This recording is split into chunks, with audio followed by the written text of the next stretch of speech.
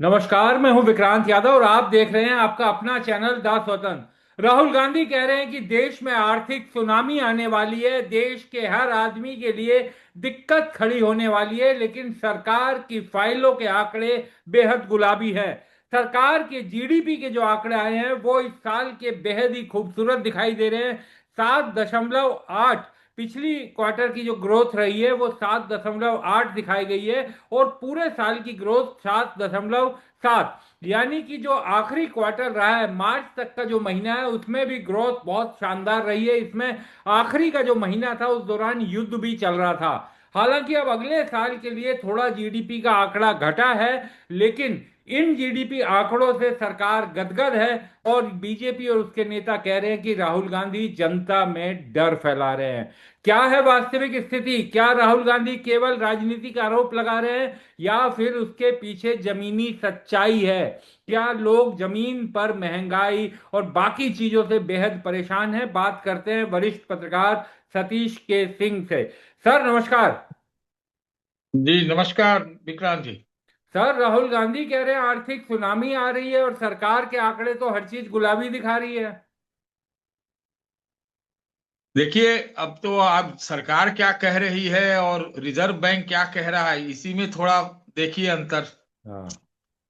और reserve bank ने तो लगभग लगभग 5% का महंगाई हम्म। दर भी बताया है, फोर बिल्कुल। पॉइंट सेवन का। हाँ। दुनिया के प्रभाव का जिक्र भी किया है कि हम्म। पड़ सकता है और मुश्किल मुश्किल भरा है, बाद में पार पा लेंगे। लेकिन कोई भी कहेगा तो ऐसे ही बोलेगा हम्म।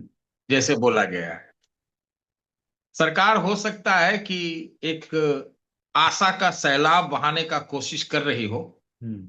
मतलब आशा का धारा कि भाई कुछ गड़बड़ ना हो। हम्म। लेकिन सब देर से काम कर रही है। हम्म। देर से काम करने का मतलब यह है कि जो कीमत बढ़ाने की बात थी तेल हाँ। आदि का, पेट्रोलियम वगैरह का, उसमें 3 महीना लेट हो गई। हम्म। धीरे धीरे बढ़ाती तो ज्यादा अच्छा रहता। हम्म। बढ़ना तो था ही कि भाई 90% जब आप बाहर से लाते हैं तो आपको बढ़ाना ही पड़ेगा। हम्म। और अभी और कीमतें बढ़ेंगी, हम्म। क्योंकि लग नहीं रहा है कि कोई कम दाम पे मिलने का है। और खास तौर से अगर आप वेनेजुएला से लेंगे हाँ। तब तो समय भी ज्यादा लगेगा, पैसा भी ज्यादा लगेगा और डॉलर भी लगेगा। हम्म। पहली बात। जी। दूसरी बात, आपने ये देखा होगा कि एक कंपटीशन चल रहा है रूस और अमेरिका में, हम्म। और दोनों भारत पर दबाव डालने का प्रयास कर रहे हैं, हम्म। है ना। मैं एक हम्म। शब्द का इस्तेमाल नहीं करना चाहता था, जी। करना चाहता। जी। दोनों, एक कहते हैं कि जी हमारे बहुत मित्र हैं हाँ। और हम बहुत पैसा कमा रहे हैं हाँ। भारत से। एक माननीय राष्ट्रपति महोदय ने ये कहा। हम्म। हाँ, तो दूसरे राष्ट्रपति ने ये कहा कि भाई भारत पर कोई दबाव नहीं चलेगा। हम्म। माने दोनों मिलके दबाव डाल रहे हैं। हम्म। मैं तो इसका अर्थ ये लगाता हूँ हम्म। कि हम जो कहते हैं वो कर लो, तुम्हारे हित में ये है। तो दो बात ये हो गई। हम्म। तीसरी बात, जब मैंने कहा कि बहुत सारे फैसले, अभी देखिए ताबड़तोड़ फैसले जिसका हम लोग जिक्र कर रहे थे, अपनी बातों में भी जिक्र कर रहे हैं जी। कि भाई एफडीआई दिक्कत हो रही है, एफआईआई भाग रहे हैं, हम्म। एफपीआई भाग रहा है। तो उसको लेकर सरकार ने कई फैसले किए हैं। हाँ। फैसले किए हैं कि एक टैक्स लगता है लॉन्ग टर्म का, उसको हम्म। हटा दिया है। हम्म। बॉन्ड पर जो है वो राहत दी है विदेशियों के लिए, एनआरआई के लिए, पीआईओ के लिए, वगैरह वगैरह के लिए। 23 से चला रहा था, तो ये सब पहले क्यों नहीं किया? हाँ। और अगर सब चीज चंगा है, सब सुनहरा है, सब गुलाबी है, तो ये सब करने की क्या आवश्यकता थी? हम्म। तीसरी बात ये हो गई। हम्म।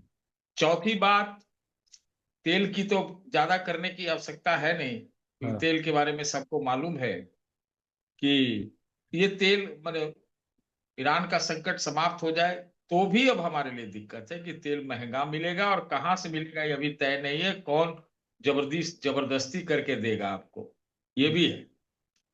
सुन रहे हैं हम्म। कि अंतर्राष्ट्रीय बाजार में जो कीमत होती है उसे 20 डॉलर ऊपर चलता है, अंतिम मतलब जब हम्म। ठेका बोली खुलती है तो हाँ। कीमत जो रहे, लेकिन बोली हम्म। के आधार पर आपको मिलता है। फिर हमने आप देखा कि जो विदेशी मुद्रा का भंडार है वो 40 बिलियन डॉलर के लगभग घट गया है पिछले 3-4 महीने में।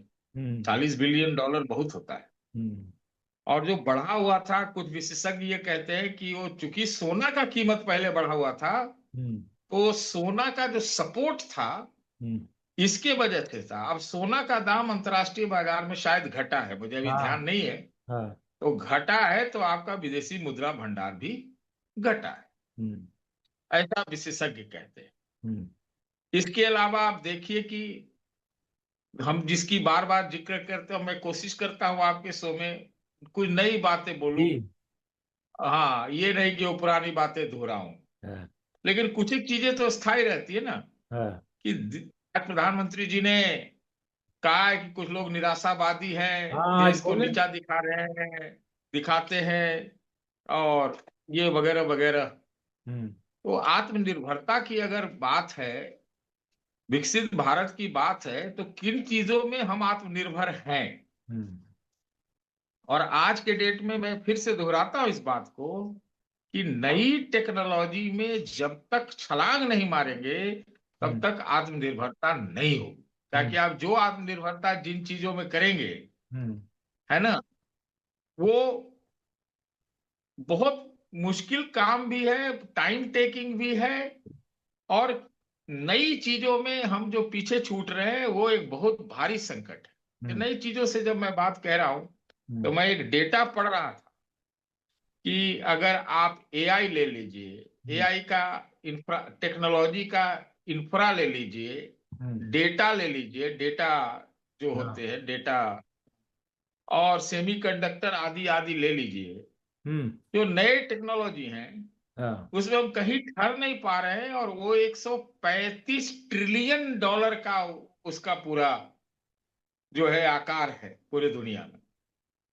तो उसमें आप जब तक उसमें छलांग नहीं मारेंगे, अब हम्म। थोड़ा बहुत कुछ हो रहा है देख रहे हैं, लेकिन उसमें नहीं छलांग मारेंगे तो अब कहां से आत्मनिर्भरता आएगी, मुझे समझ में नहीं आता है। बिल्कुल। पूरा हमारा जो मैन्युफैक्चरिंग है, हम्म। देश में जो उत्पादन है, वो बहुत कुछ आयातित मटेरियल पर आधारित है। हम्म।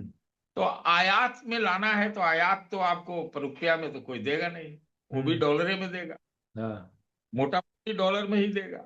हाँ। तो चाहे आप दवा इंडस्ट्री लगा ले, चाहे हाँ। कई ऐसे इंडस्ट्री हैं जो बिना उसके, यहाँ सोलर तक, हम्म। कि आप बिना उसके नहीं काम कर सकते। हम्म। अच्छा, अब सब लोग यहाँ पैसा लेके कुछ भाग रहे थे, सब यहाँ कमाते थे, बाहर भेज देते थे।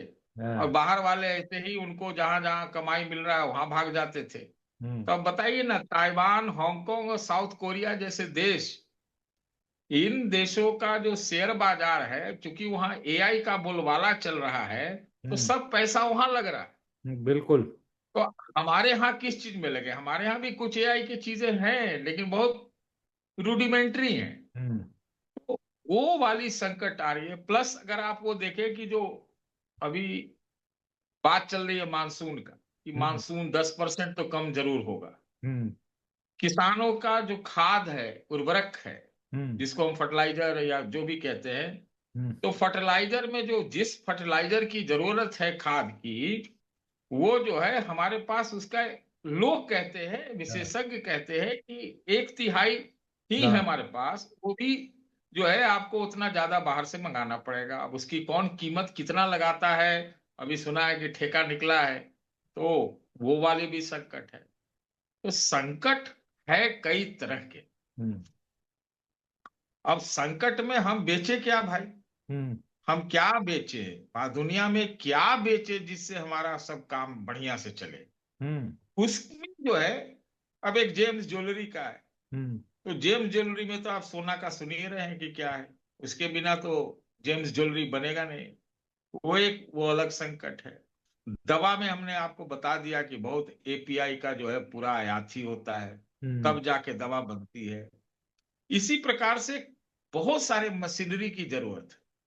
और जानते हैं हम्म। एआई में जो इलेक्ट्रिक वाली चीजें हैं, जी। उसको कूलिंग सिस्टम और क्या क्या क्या क्या, ये सब बहुत महंगा है, खर्चीला है, और उसके बिना आप आगे नहीं बढ़ सकते। हम्म। तो ये जो एक संकट हो रहा है ना, वो संकट हो रहा है। अभी हमने, और इतना टेक्निकल बात करने की आवश्यकता नहीं है। हाँ। अभी हम सुन रहे हैं कि इथेनॉल के 500 पेट्रोल, मतलब पेट्रोल इथेनॉल के 500 केंद्र खुलेंगे। हाँ। तो खुलने चाहिए भाई, कौन इसको विरोध करेगा, खोलिए। हम्म। लेकिन तो अभी तक कहीं नहीं खुला, एक चीज। दूसरा कि इथेनॉल की ही बात हो गई, इसके अलावा अगर आप देखिए, हाँ। तो जो हम कहना चाह रहे थे हमारे दिमाग से निकल गया जी। कि मतलब जो वैकल्पिक ऊर्जा में, मैं मानता हूं कि सोलर में काम हुआ हाँ। है ना, हम्म। हुआ है। लेकिन जो दीर्घकालिक नीति नहीं रहती है तो दिक्कत होती है। और ये साफ साफ देखने को आ रहा है कि आप देखिए ना, अभी आपका 24 से 26% जो है, सिलेंडर की मांग कम हो, हम्म। सिलेंडर की मांग कम हो गई। तो हम लोगों ने जब सिलेंडर चलाया था, तो ऐसी सोच होनी चाहिए थी कि कल को ऐसी संकट आ सकती है, आ सकता है, जो कि आया हुआ है। तो ये हो गया। तो वो सब जो गांव में जो उज्ज्वला उज्ज्वला में मिला था, अब उनका क्या होगा पता नहीं। हम्म। लेकिन मोटी बात, जो बात विक्रांत जी है, जी। वो संकट है। तूफान तो है, जो कि जैसा राहुल गांधी ने राजनीतिक रूप से ही कहा होगा, लेकिन तूफान जैसा है। हम्म। तो अभी फैसले होने शुरू हुए हैं, चुनावों की वजह से हमारे यहाँ हर चीज स्थगित हो जाती है। हम्म। तो स्थगित होने के बाद कुछ एक फैसले हुए हैं, देखते हैं कि उस पर क्या क्या प्रभाव पड़ता है। बाहर से पैसा आता है, शेयर बाजार में पैसा लगता है, हम्म। लेकिन जब तक हाँ। बुनियादी चीजों पे हमारे देश में ध्यान नहीं दिया जाएगा, हम्म। तब तक हम पुराने जमाने के उत्पादन में हैं। अब हम्म। हमको नए जमाने के, नए टेक्नोलॉजी के, नई चीजों की चीजों में लगना होगा, तभी कोई एक रास्ता है। क्योंकि तो अभी तो एआई के प्रभाव देखने से लगे, जो टेक्नोलॉजी के जो बहुत बड़े बड़े कंपनी है दुनिया के, उसी में से 2-3 महीना में 25-30-40 हजार लोगों को निकाल दिया है, बिल्कुल। टेक्नोलॉजी वाले ने। हाँ। टेक्नोलॉजी में टेक्नोलॉजी बढ़ाने के लिए टेक्नोलॉजी के लोगों को निकाला जा रहा है। तो अब अगर उसका प्रभाव पड़ना है, और हमारे यहाँ कोई रोजगार की व्यवस्था उतनी तगड़ी तो है नहीं, हम्म। तो जब नहीं है, बेरोजगारी है, जवान है आपके यहाँ, कुछ एक बनाना पड़ेगा, ताबड़तोड़ कोई बड़े स्तर पे फैसला करना पड़ेगा। और हम कहने को कितना भी हम कह दें कि आत्मनिर्भर आत्मनिर्भर, लेकिन आत्मनिर्भरता की जो जरूरतें हैं, हम्म। उसको तो पूरा करना पड़ेगा। और खाने पीने का तो चलो अभी भी देश में हो जाएगा काम, वो भी हो जाएगा, लेकिन कमाने वाला कहाँ से होगा। तो हम्म। हम तो बार बार इस बात को बोल रहे हैं कि सवाल महंगाई का नहीं है, सवाल कमाई का है। कमाई का और है। कमाई किस, हम्म। अब कमाई कहाँ से आएगी, कमाई आएगी कहाँ से। कमाई कहीं कोई काम करेगा, उत्पादन होगा, फैक्ट्रियां चलेगी, मैन्युफैक्चरिंग होगा, हम्म। स्मॉल बिग इंडस्ट्री सब होंगे, तभी ना, तभी ना होगा। या ऐसे ही हो जाएगा, हवा में हो जाएगा। अब सरकार में नौकरी मिलती है क्या, वो कौन देगा, सरकार, सरकार में भी अब ठेके पे लोग लिए जाते हैं। हम्म। हमने पता किया, मैं कल एक अस्पताल में था, तो पता किया कि सब तो यहाँ ठेका पर चला गया है, क्योंकि उससे सरकार का बोझ हल्का होता हाँ, बिल्कुल। है हर ना। जगह सर, हर जगह। हाँ। तो ये सारी दिक्कतें आ रही, और किसानों पर कई तरह के मार एक साथ होंगे, है हम्म। कि नहीं। तो मार हो ही रहे हैं इनफैक्ट। तो ये सारी दिक्कत है कि आपका इंपोर्ट बिल बढ़ता जा रहा है, बढ़ेगा ही, उसका कोई उपाय नहीं है। हम्म। और डॉलर में ही देना है हम्म। मोस्टली। हम्म। एक्सपोर्ट के फिगर्स हमारे पास नहीं है, लेकिन जिस तरह से मामला अवरुद्ध है, कहीं ट्रेड टैरिफ का मसला है, तो कहीं आवागमन का मसला है, तो कहीं कुछ का मसला है, कहीं कुछ का मसला है। तो जिन चीजों से आप एक्सपोर्ट भी करते हैं, वो भी बाधित होगा, ऐसा मेरा मानना है। इंपोर्ट भी बाधित होगा। तो इंपोर्ट जब बाधित होता है, तो आपको पैसा ज्यादा चुकाना पड़ता हाँ।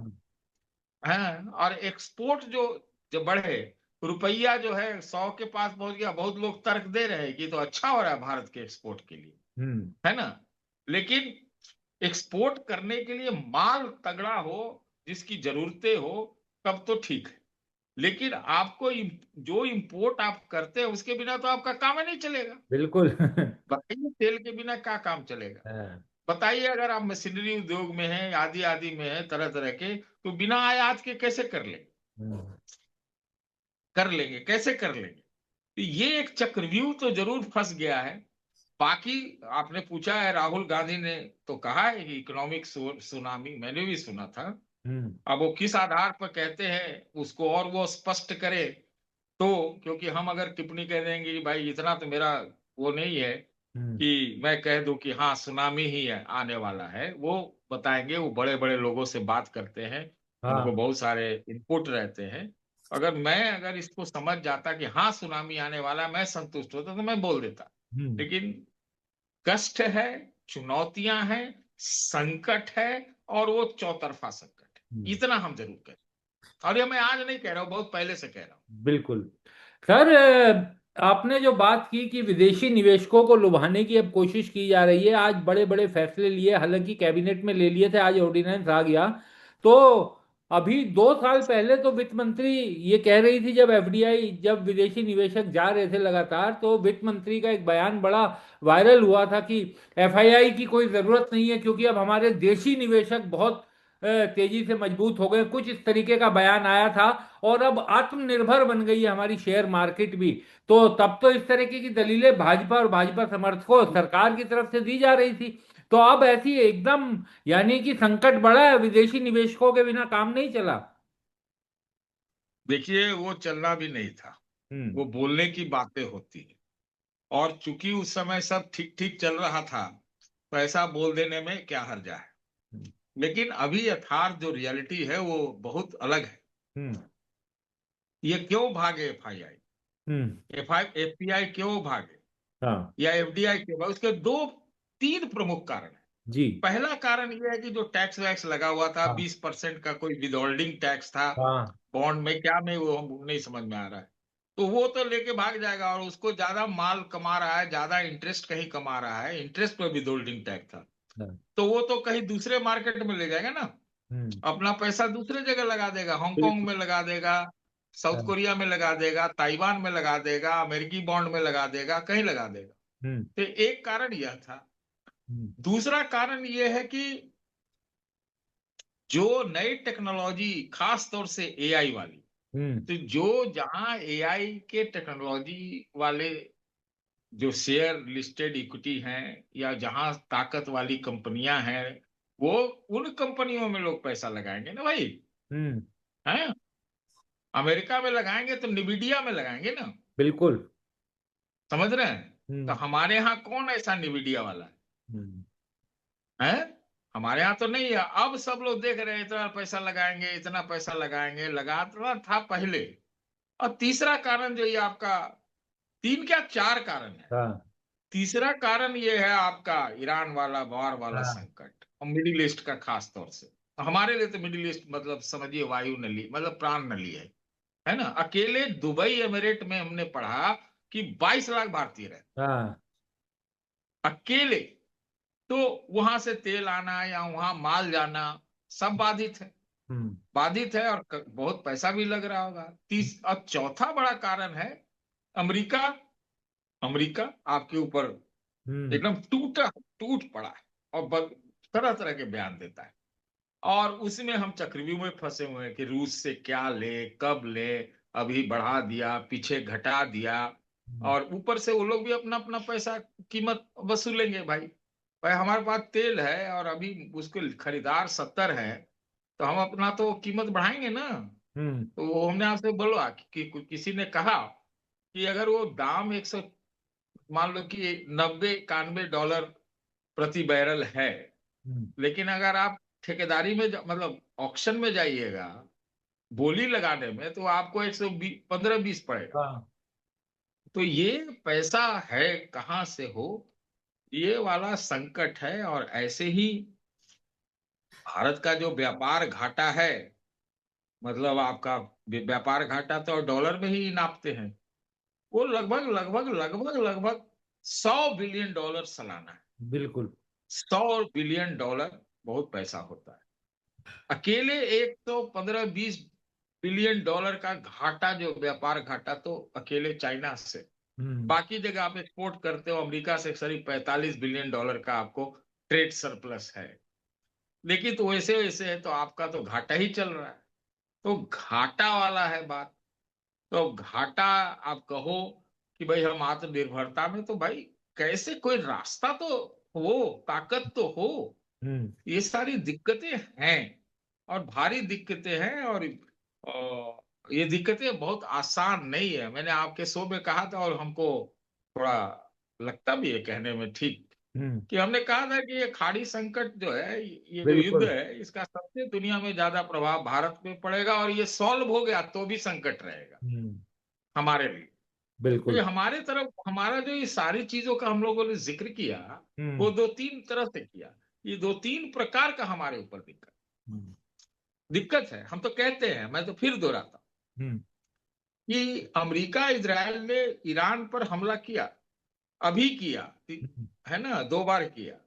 हमारे खिलाफ तो अमेरिका ने बहुत पहले, डेढ़ डेढ़ साल से युद्ध छेड़ा हुआ है। वो पहले ही उसने युद्ध छेड़ दिया हम्म। हमारे ऊपर। इकोनॉमिक तो युद्ध। वो हमारे लिए हुआ। हाँ। और हम लोग फैसले कर रहे हैं, जैसे कैल कोल गैसिफिकेशन का, हाँ। कोयला से गैस बनाने का, चाहे इथेनॉल वाला फैसला, हाँ। चाहे चाइना से एफडीआई का शर्तों को आसान करना, ये सब अभी फैसले हाँ। लिए गए हैं। तो इसको टाइम लगेगा ना, कि ऐसे ही आज कर दिया फैसला रात में हो जाएगा, ऐसा तो है नहीं। हम्म। तो ये सारी दिक्कतें हैं, और ये चौतरफा चुनौती है, विक्रांत। सर, वो एक ज्वेलर था, राजेश एक्सपोर्ट कंपनी बनाई उसने, और ऐसी कंपनी बनाई कि उसमें एलआईसी ने लगा दिए 2,00,000 करोड़, और बहुत से निवेशकों ने पैसे लगाए होंगे सर, स्मॉल कैप कंपनी। और खातों में ऐसा लेन देन कि 15 लाख करोड़ रुपए उसने दिखाई अपनी आमदनी, सब फर्जी दस्तावेज। अब छोटे निवेशक जिन्होंने पैसा लगाया सब फंस गए, सबका पैसा डूब गया। तो इतनी आसानी से ये कुछ भी ये छोटी कंपनियां कर जा रही हैं, और कोई इन पर कुछ लगाम नहीं। कैसे आदमी, आम आदमी बेचारा निवेश करे? जिसने निवेश किया होगा वो स्मॉल कैप में इसलिए डर डर के लगाया होगा कि इसमें कमाई थोड़ी ज्यादा हो जाएगी।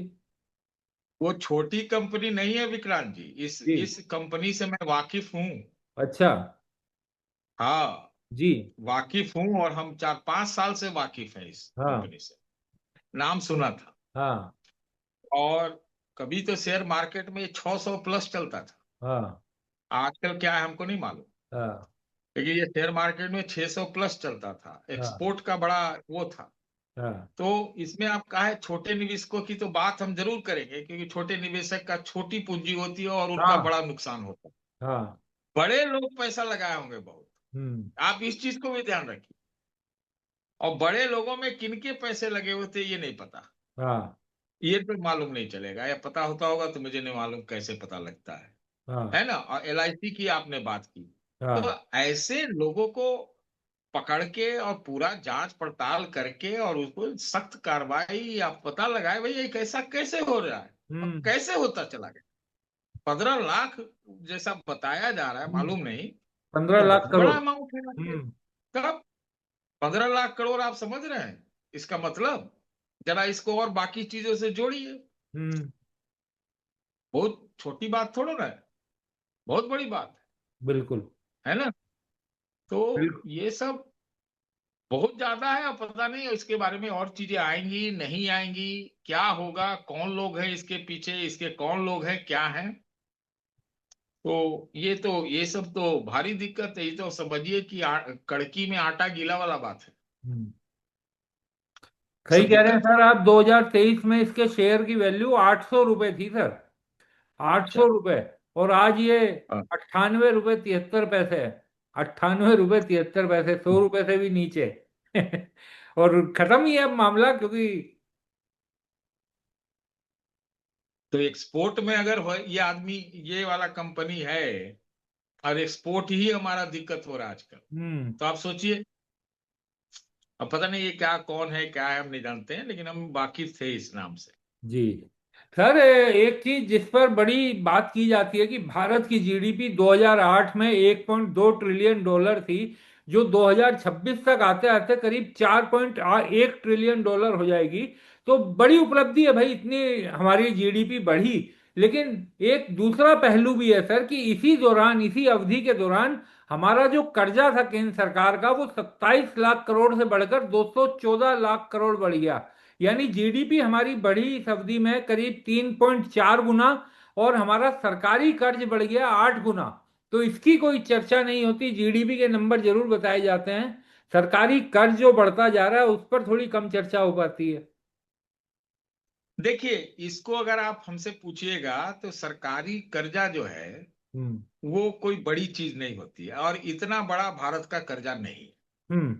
आप अगर उन्नत देशों को सामने रखिएगा, जी सर। डेवलप्ड कंट्रीज को, हाँ। तो उसके सामने हम लोग, हमारा कोई कर्जा बहुत ज्यादा अभी भी नहीं है। हाँ। लेकिन जो है कर्जा जो है वो, उसका उपयोग क्या हो रहा है, हम्म। उससे आप कौन सा काम कर रहे हैं, उससे क्या पैदावार कर रहे हैं, कहाँ लगाया जा रहा है, हाँ। किस मार्फत में हो रहा है, ये है हाँ। बात। अमेरिका का जो डेट है, मतलब जो कर्जा हाँ है, बिल्कुल। हाँ। बहुत ज्यादा है। हाँ। लेकिन तो अमेरिका भाई नए टेक्नोलॉजी का बादशाह हो जाता है। हाँ। आपको अमेरिका और चाइना का बताता हूं जी। कि अमेरिका और चाइना में 1 ट्रिलियन का फर्क है। हाँ। समझ रहे हैं, इतना कर्जा ले रखा है हाँ। अमेरिका ने, उसे लगभग लगभग 1 ट्रिलियन डॉलर जो है चाइना ने कम कर्जा ले रखा है। हाँ। शायद यही है। हाँ।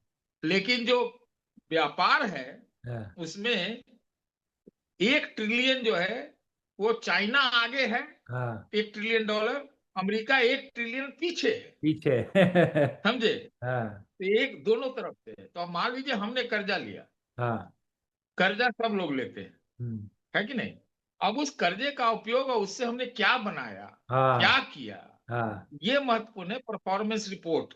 हाँ। तो ऐसे आपकी ताकत कितनी है, आपका कहाँ से क्या हो रहा है, आपका जीडीपी है तो कितना स्टेबल है, हाँ। आपका जो आगे का जो आउटलुक है, आपका जो सारा कुछ है वो कैसा है, इसके आधार पर कर्ज का ये होता हम्म। है ना। मान लीजिए कि आप कमा कुछ नहीं पा रहे हैं, हाँ। बना कुछ नहीं पा रहे हैं, हाँ। और खाली तेल लेने के लिए आपको कर्जा मान लीजिए लेना पड़ा, हाँ अपने खर्चे पूरे तेल। करने के लिए। हाँ। हाँ, हाँ, तो फिर दिक्कत है। हम्म। तो आप कर्जा जरूर लीजिए, घी हाँ। मत पिए, घी हाँ। पीने की बात नहीं है। हाँ। आप ऐसा ऐसा चीज पैदा करें जिससे वो कर्जा काम आ सके। भाई हाँ। अमेरिका चाइना ने भी बहुत पैसे लिए थे, और सारे एफडीआई वगैरह ये सब कितने गए चाइना के, उसने वो उसको वर्ल्ड फैक्ट्री बना दिया। हाँ अब पूरा जो है दुनिया के व्यापार पर मैं तो कहूंगा एक प्रकार से कब्जा कर लिया, बिल्कुल। है ना। हाँ और यहाँ अमेरिका कर्जदार हो गया, एक्सपोर्टर कम, इंपोर्टर ज्यादा हो गया। बिल्कुल। ये है मुद्दा। सर एक तो अंतिम ये, सवाल। जी। जी। हाँ हाँ, यही बोल रहा हूँ। जी। और अब चाइना की बात आप कर देते हैं, तो चाइना और भारत की अब कोई। फिलहाल माने आसमान जमीन की तुलना है मेरे विचार से। बिल्कुल। और आपका अगर विदेशी मुद्रा भंडार अगर मान लीजिए भाई कितना होगा, 690 हाँ। बिलियन डॉलर होगा, हाँ। उसका होगा 3,000, हाँ 3,000 बिलियन डॉलर। बिल्कुल। आपका आपका ट्रेड घाटा में चल रहा है 100 बिलियन डॉलर का, उसका 1 ट्रिलियन प्लस फायदा में चल रहा है। हम्म। सोचिए ना कहाँ है हम। बिल्कुल। और टाइम्स तो मैगजीन का सर एक हाँ, कवर, 2011 का एक कवर बड़ा आज सोशल मीडिया पर छाया हुआ है, उसमें इंडिया वर्सेस चाइना लिखा हुआ है। और ये था उसका टाइटल कि which economy will rule the world, a time debate. तो उस समय डिबेट होती थी कि भारत और चीन में से कौन रूल करेगा, लेकिन अब चीन बहुत आगे निकल गया। बिल्कुल सही बात की आपने। सर एक अंतिम सवाल, कॉकरोच जो है वो सड़क पर आने वाले प्रदर्शन कर रहे हैं, देश की राजनीति में एक नई चीज देखने को मिल रही है, इसको कैसे देखा जाए? देखिए, एक जनता के में खासकर युवा वर्ग में जब नीट वीट हुआ है उसको हाँ। लेकर के एक वो असहज तो है, हम्म। थोड़े निराश भी हम्म। है, और एक असंतोष जी। है ना, ये है। हाँ। अब मुझे नहीं पता कि ये कॉकरोच पार्टी का उद्गम स्थान और उद्गम हाँ। के पीछे कौन है, क्या कोई फ्रंट है पीछे से सपोर्ट है। हमने ऐसा एक बार देखा है पहले, हाँ। ज्यादा दिन नहीं हुए, हाँ। 16 साल हुए हैं। तो मैं इस पर कोई टिप्पणी करना उचित नहीं इस वक्त समझता, क्योंकि मुझे मालूम नहीं। हम्म। हाँ, जनता के मुद्दे हैं और ये नीट सीबीएसई वाले मुद्दे पर हम्म। तो सरकार के, भारतीय जनता पार्टी के वक्ता प्रवक्ता भी बहुत असहज हो रहे हैं, ये हम्म। मैंने महसूस किया। हम्म। और दिखते हैं, क्योंकि बात भविष्य का है, पढ़ाई लिखाई का है, नौकरी चाकरी का है, रोजगार का है, उम्मीद का है, हम्म। वो है। और कॉकरोच वाला पार्टी उसी समय उठा जब वो नीट वाला शायद हुआ है ना। हाँ, बिल्कुल बिल्कुल उसी समय। हाँ, तो भाई नीट एक का पेपर परीक्षा लीक एक पार्टी बनवा दे सकता है। पहले हम्म। तो आया कि नहीं नहीं ये डिजिटल है, फिर हम्म। आया कि नहीं ये पाकिस्तान वाला है, हम्म। समझे। ये सब हुआ, बंद हुआ, सारी चीजें हुई। अब उसके बाद कल ड्रामा है, देखिए। लेकिन मैं इतना जल्दी कोई इस पर हम्म। टिप्पणी नहीं करूंगा। मैं एक टिप्पणी जरूर करूंगा जी। कि राहुल गांधी के सिर्फ बयान दे देने से कुछ नहीं होता है। हम्म। मैं ये कह रहा हूं, विपक्ष की विपक्ष का जो खेमा है हम्म। और विपक्ष का जो स्थान है वो क्या इतना खाली है कि रातों रात पार्टी खड़ी हो जाती बिल्कुल है। बिल्कुल। मैं ये कहना चाह रहा हूं। हम्म। तो ये उनके लिए भी चुनौती है। चलिए 6 तारीख को उनका है शायद, कल आ रहा है वो हाँ। जो भी है, काकरोच पार्टी वाला। ये तो नाम है अजीब सा है। हाँ। ये बताइए, हाँ काकरोच पार्टी खैर, बताइए वो तो चीफ जस्टिस ने ऐसी क्या। कॉकरोच बोला था, उसी के बाद उन्होंने वो शब्द पकड़ लिया। हाँ। पकड़ लिया लेकिन वो अच्छा नहीं लगता हाँ। पहले, अगर आप देखिए। हाँ। दूसरा ये है कि कल मीटिंग होनी थी इसकी, इंडिया गठबंधन, INDIA को। हाँ, अब वो 8 हाँ, को। उनको उन्होंने टाल दिया 8 तारीख के लिए, सुना हाँ, है ये। 8 तारीख। तो आप सोचिए, सोचिए अब देखिए कल क्या होता है, भर दिन देखने हाँ। लायक होगा। जी। बहुत इसलिए बहुत। हम अभी उस पर कोई ज्यादा टिप्पणी नहीं करेंगे। जो बाकी मुद्दे हैं हाँ। उस पर जरूर बात, हमने जो कहना था जी। मैंने कह जी। बहुत बहुत शुक्रिया सर, आप जुड़े, चर्चा में शामिल हुए, शुक्रिया सर।